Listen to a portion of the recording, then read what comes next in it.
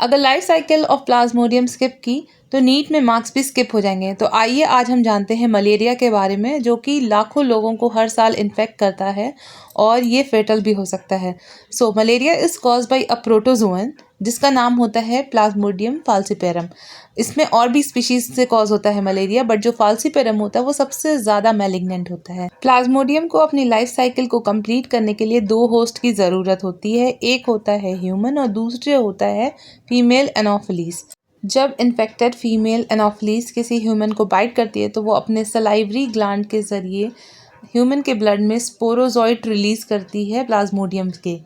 यही होते हैं इन्फेक्टिव स्टेज, और ये क्वेश्चन पूछा जाता है कि कौन सा इन्फेक्टिव स्टेज जो है ह्यूमंस को इन्फेक्ट करता है।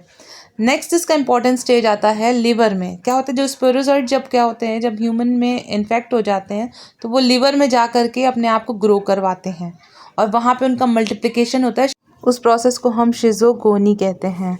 अब क्या होता है, जब ये लिवर से रप्चर होकर के इन्फेक्ट करते हैं न्यू आरबीसी सेल्स को। आरबीसी सेल्स की जो इनकी स्टेज होती है वो मेरोजॉइट स्टेज होती है और ये मैच्योर होने लगते हैं। वहाँ पे एक कंडीशन आती है जब ये अमीफॉइड स्टेजेस बना लेते हैं और बीच में बिल्कुल रिंग लाइक स्ट्रक्चर बना लेते हैं, जिसे हम ट्रोफोजॉइट कहते हैं, और ये रप्चर हो जाते हैं, आरबीसी को रप्चर करके बाहर निकलने लगते हैं और इसी वक्त हीमोजोइन वगैरह रिलीज़ होता है। इसकी वजह से फीवर, चिल, स्वेटिंग ये सब होता है। अब क्या है, जो नेक्स्ट स्टेज है आरबीसी के रप्चर होने के बाद जो ये मेरोजॉइट रिलीज़ होते हैं ब्लड में, ये या तो मेल गैमीट या फीमेल गैमीट बने रहते हैं और ऐसे ही ये फ्लो होते रहते हैं।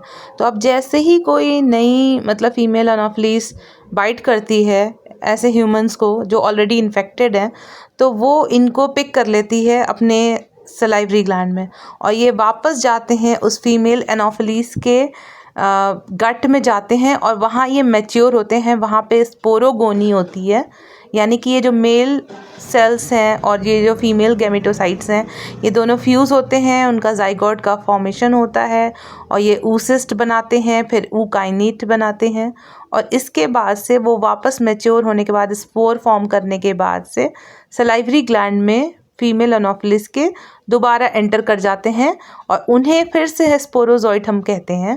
और यही स्पोरोजॉइट अब जब नए एक ह्यूमन को इन्फेक्ट करेगा या बाइट करेगा तो स्पोरोजॉइट रिलीज़ कर देगा।